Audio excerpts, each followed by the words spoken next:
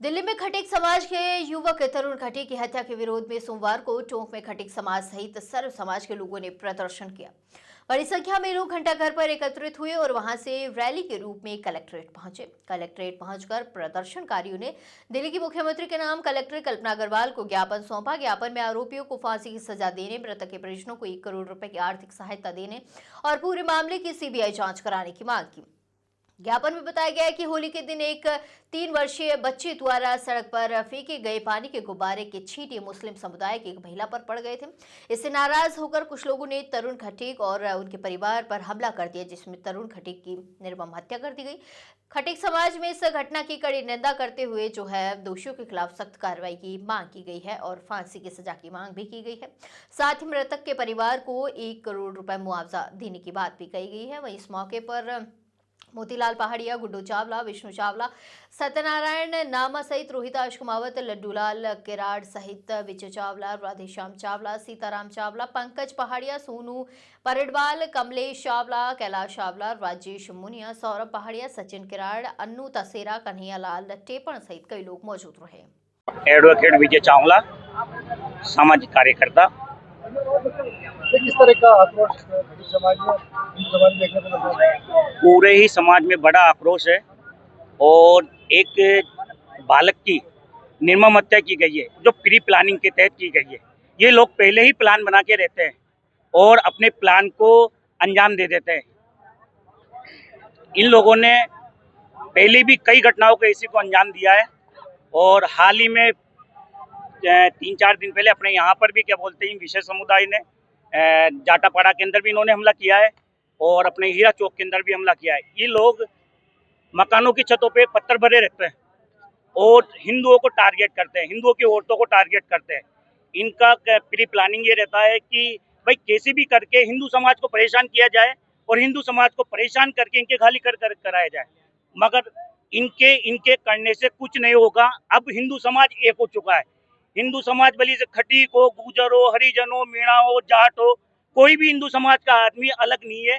हम सब एक है। अगर ये लोग एक हो सकते हैं तो हम भी एक हो सकते हैं और समय आने पर इनको करारा जवाब दिया जाएगा। मांग हमने की है कि यूपी की तर्ज पर जिस तरह सलीम रस्तोगी के हमला हुआ, उसके उसके हमलेवारों को एनकाउंटर किया गया है, उसी तरह तरुण के हत्यारों का भी एनकाउंटर किया जावे।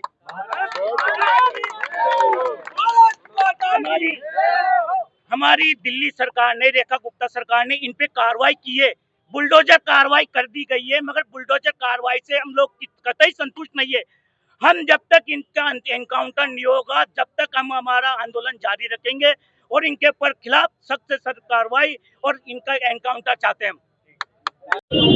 दिल्ली में 4 मार्च को सबसे पहले अपना नाम बताओ, पद बताओ। गुड्डू खटीक है और कांदीपारा का रहने वाला हूँ, सामाजिक कार्यकर्ता हूँ और समाज के साथ लेके चलते समाज को। 4 मार्च को होली के दिन दिल्ली में उत्तम नगर में एक बेगुनाह को बड़े प्लानिंग से मार दिया गया।